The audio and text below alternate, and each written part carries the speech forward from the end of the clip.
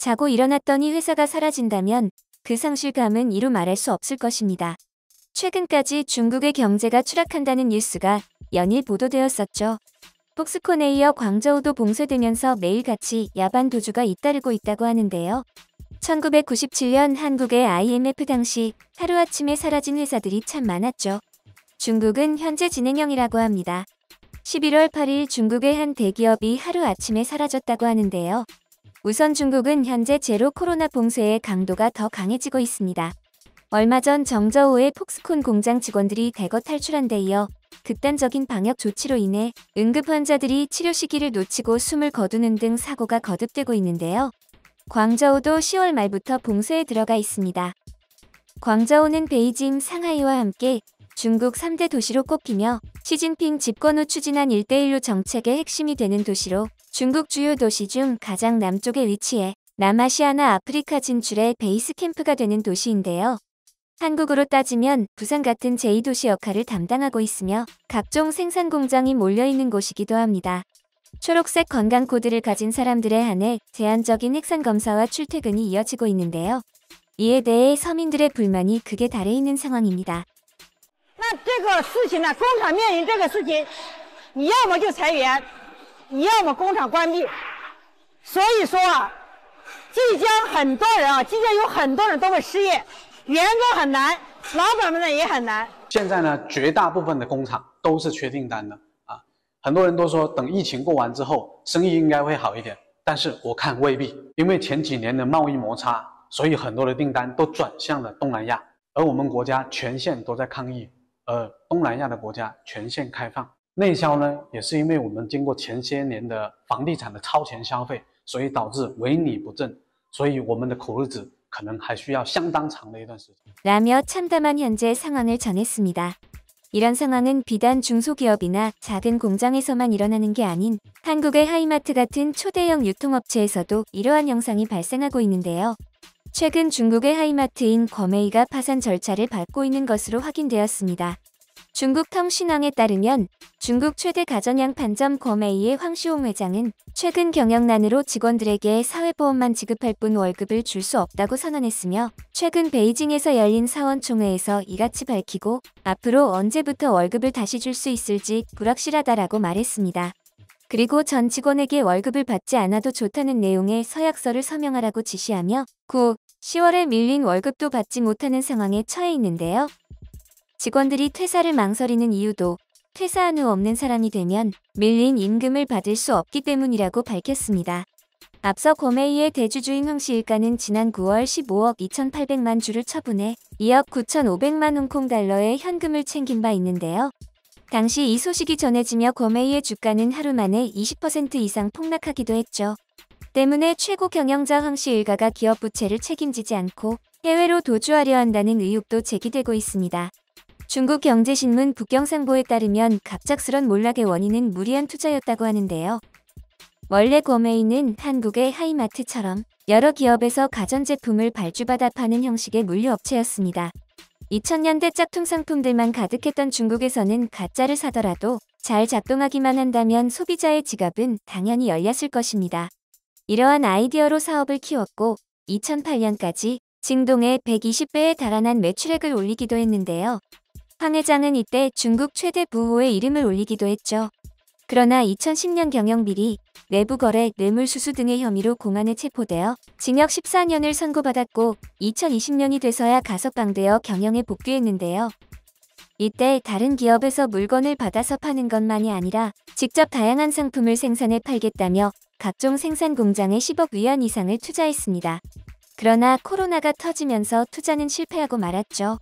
올해 중순 발표한 보고서에 따르면 거메이의 총 부채는 585억 6,700만 위안에 달하며 그중 유동부채는 250억 위안, 올해 상환해야만 하는 금액이 229억 2천만 위안이라고 합니다. 이렇게 파산 절차를 밟아가다가 11월 8일 직원들에게 날벼락 같은 소식이 들려옵니다. 자고 일어났더니 중국 곳곳에 있는 공장과 물류창고가 사라져버린 건데요. 거메이의 한 공장에서 일하던 한 근로자는 아무것도 모른 채 출근했다가 하루아침에 사라져버린 공장의 모습을 보고 서둘러 마지막 기록을 남겼습니다. 这个工厂是去年10月份开始建设的，耗时2个多月建成，总共生产了也就3、4个月吧，就基本上停到现在了。你看到这个机器，它是一个全自动的流水线工作的一条机器，这条流水线的工作机器也是非常大的。我记得当时他们这个工厂应该是投入了将近5、600万吧，差不多，投入生产也就几个月的时间，非常的可惜。等一下他们要把这个东西全部都是切割掉，然后运出去。这些东西呢，然后只能用于当做废铁卖掉。现在能拆的基本上都已经拆掉了，所有的东西全部都是已经清空拉走，然后能卖的全部卖掉。这里应该是有1000多个平方，当时的租金也是在20多万差不多。当时这个工厂带动就业应该是有8、90个工人了，现在已经都基本上都失业了。 대기업이 망한다는 건 그 아래 하청업체 또한 전부 납품 대금을 못 받아 문을 닫는 상황이란 얘기겠죠. 괌의 산하의 다른 공장과 물류 창고들도 마찬가지였는데요. Hello， 朋友们，大家早上好！刚刚吃个早餐，看到没有？这厂啊，突然这一夜之间都关门了，好多啊！这排，这边也是哦。现在的生意不好搞，这边也是一样啊。看到没有？又变成空荡荡的工业园了。以前很繁华的，很多人的，搬过了1年都不到。10多个人的厂，说不行就马上都不行了。看到没有？现在都是些废弃的厂房了，这里面没有几个厂了。现在这一下子搞掉4、5个厂，这一排没有了。 중국의 한 공장장도 이에 대한 자신의 의견을 여과 없이 전해줬는데요. 자신은 원주에서 공장을 운영해왔으며 이번 달 초부터 사업을 접고자 했으나 민원 처리가 되지 않아 빚만 늘어나고 있는 실정이라고 합니다. 做不下去了，今年真的太难了。温州陆陆续续倒了很多的鞋厂，据说还有几十家现在依然在排队等破产。都说现在这生意是一年比一年难，但是谁能想到今年的跑路潮来得这么早呢？去年这个时候，很多的鞋厂还在热火朝天的搞订单，而今年现在很多工厂8月份放掉工人之后就开不起来了。即使现在还有开的一些工厂呢，也有很多都已经精简了人员。真的是市场不行啊！跟几个品牌的朋友聊天，他们告诉我啊，说上半年呢是稳定增长，看着呢一片心花怒放，但是8月份之后就看着往下落，到现在才恢复到去年同期的90%左右，而这呢已经算好的了。有个鞋厂好不容易出了一个爆款，订出去有10几万对，但是1个星期过去都没有补单。你说这个市场是不是真是冷得叫人丧失信心？今年的节奏也不对，大家都在早早的搞靴子，但都动得不多。市场不卖货，工厂缺订单，但是这一波啊，我看根本就没有探底，怎么办呢？那只有深熬呗。 해당 소식을 접한 네티즌들은 노동법이 기다리고 있다. 결국 파산했네. 중요한 건 아직 안 잡혔다는 거지. 이게 순수한 혼돈이란 거구나. 자본이 이기면 나라는 망하는 거야. 등 노동자들을 향한 응원이 끊이지 않고 있는데요. 현재 괌웨이는 90%의 매장이 문을 닫은 상태이며 여기에 더해 감사 과정에서 소액 대출 30억 위안이 추가로 발견되어 중국 전역에 충격을 주고 있습니다. 황광희 회장은 자산 구조 조정 당시 채권자들로부터 이해기간 같은 협조를 받을 수 없었고 계속해서 파산 신청을 시도하고 있지만 이마저도 제대로 이뤄지지 않고 있는 실정이라고 밝혀졌습니다. 지난달 중국 경제의 마지막 보루인 수출이 마이너스 0.3%를 기록했습니다.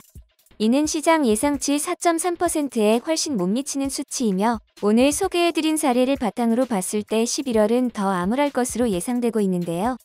2019년부터 이미 중국을 철수한 한국 기업들이 정말 다행이라고 생각이 듭니다.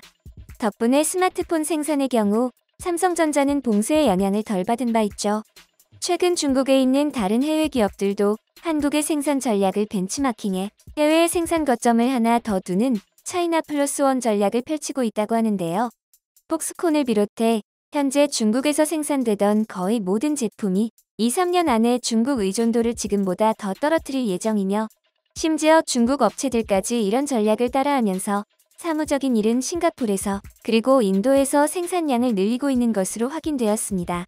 현재 돌파구를 못 잡고 있는 상황 봉쇄를 푸는 것만이 유일한 돌파구로 지목되고 있는 가운데 중국 당국의 귀추가 주목되고 있습니다.